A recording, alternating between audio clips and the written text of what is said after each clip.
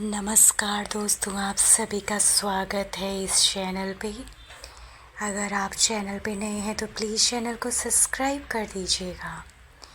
फिर मैं एक नई और डरावनी कहानी लेकर आई हूँ, तो आप सभी दिल थाम के बैठ जाइए और कान में ईयरफोन लगा लीजिए, क्योंकि सुनने का मज़ा तभी आएगा। ये बिल्कुल ही सच्ची कहानी है। गांव का नाम था भैरवपुर। चारों ओर घना जंगल, बीच में बसी छोटी सी बस्ती। इस गांव के उत्तर में एक प्राचीन शमशान घाट था। कालीधार शमशान इसका नाम था। यहाँ लाश जलाने के बाद लोग पीछे पलट कर नहीं देखते थे, क्योंकि जो एक बार वहाँ ठहर गया फिर लौट कर कभी नहीं आया। गांव वाले उस जगह का नाम भी डरते डरते लेते थे। कहते थे वहाँ कोई परछाई है जो आत्माओं को निगल जाती है। रघु गांव का सबसे साहसी लड़का था। जवान, हट्टा कट्टा और हर डर को चुनौती देने वाला था। एक दिन उसने शराब के नशे में गांव वालों को ललकारा, शमशान में भूत है जो आज रात मैं वहीं सोऊंगा। अगर कुछ हुआ तो सुबह खुद बता दूंगा। लोगों ने बहुत समझाया मगर रघु नहीं माना। वो रात को मशाल लेकर निकल पड़ा। आधी रात तक शमशान से हंसी मजाक की आवाज़ें आती रहीं। फिर सब शांत हो गया। सुबह घर वाले और गांव वाले पहुँचे। रघु की चप्पलें मिली, उसकी मशाल जली हुई जमीन पर गिरी थी, मगर रघु का कोई नामो निशान नहीं। शमशान के पास एक बुरी तरह झुलसी दीवार पर किसी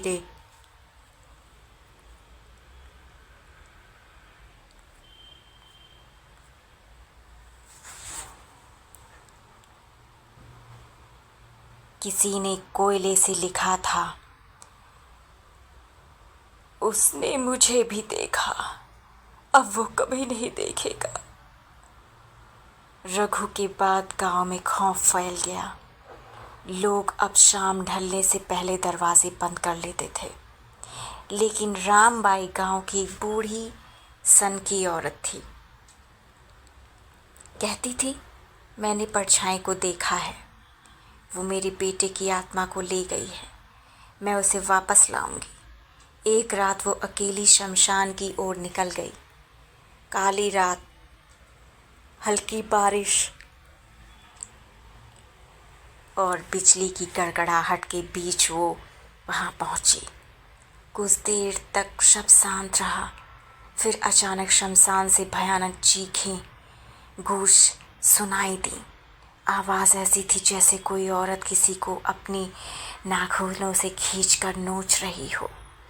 सुबह रामबाई की लाश शमशान के बाहर मिली, आंखें बाहर निकली हुई, मुंह में राख भरी हुई और सीने पर जलते कोयले से लिखा था, मैं उसे वापस नहीं करूँगा। गांव के पुजारी पंडित शिवदत्त, जो वर्षों से मौन साधना कर रहे थे, तब सामने आए। उन्होंने गांव वालों को इकट्ठा करके बताया, कालीधर शमशान पर 300 साल पहले एक तांत्रिक की मृत्यु हुई थी। नाम था महाकाल नाग। उसने मरने से पहले वहाँ एक तांत्रिक यज्ञ किया था, जिससे उसकी आत्मा उसी जगह कैद हो गई। वो अब एक परछाई बन चुकी है, बिना शरीर, बिना आकार, मगर जीवित आत्माओं का भक्षण करने वाला। जो भी रात को वहाँ ठहरता है, उसकी परछाई उसके शरीर से अलग हो जाती है और वही परछाई महाकाल नाग निकल जाता है। कुछ साल बाद गांव में 4 शहर के लड़के रिसर्च करने आते हैं। दीपक, नील, अमन और राजन। उन्हें भूत प्रेत पर विश्वास नहीं था। उन्होंने कैमरा उपकरण और एक तंबू साथ लाया था और शमशान में रात बिताने की ठानी। ठीक रात 12 बजे जब तक सब सामान्य था, फिर कैमरे में से एक काली परछाई घूमती दिखने लगी। अचानक तापमान गिरा और अमन की आंखों से खून बहने लगा। दीपक चिल्लाया, कुछ तो है यहाँ, भागो।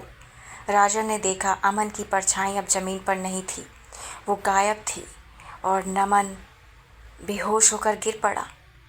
फिर बारी आई नील की। उसके शरीर से परछाई अलग होकर दीवार पर चिपक गई, जैसे कोई राक्षस उसे खींच रहा हो। दीपक ने किसी तरह एक चाकू निकाला और तांत्रिक मंत्र बड़बड़ाते हुए परछाई पर वार किया। तभी एक काला धुआं निकला और जमीन कांपने लगी। राजन ने बाद में बयान दिया, हमने देखा एक चेहरा बिना आंखों वाला, मुंह से धुआं निकलता हुआ और कह रहा था, तुमने मेरी नींद तोड़ी, अब तुम मेरी नींद बनोगे। दीपक और नील कभी नहीं मिले। कैमरे में आखिरी दृश्य एक जलती हुई चिता का था, जिसके चारों ओर काली परछाइयाँ नाच रही थीं। गांव वालों ने काली धार शमशान को चारों ओर से बांध दिया। अब वहाँ कोई नहीं जाता, लेकिन कहते हैं रात के समय जब हवा बहती है तो उस ओर से किसी के फुसफुसाने की आवाज़ें आती हैं, मैं परछाई हूँ, मुझे देखो, अगर देख लिया फिर कभी नहीं देख पाओगे। अगर तुम कभी शमशान के पास से गुजरो और लगे कि तुम्हारी परछाई कुछ पल को रुक गई थी, तो पलट कर मत देखना, क्योंकि हो सकता है वो तुम्हारी परछाई नहीं थी। तो दोस्तों, ये कहानी बिल्कुल सच्ची है।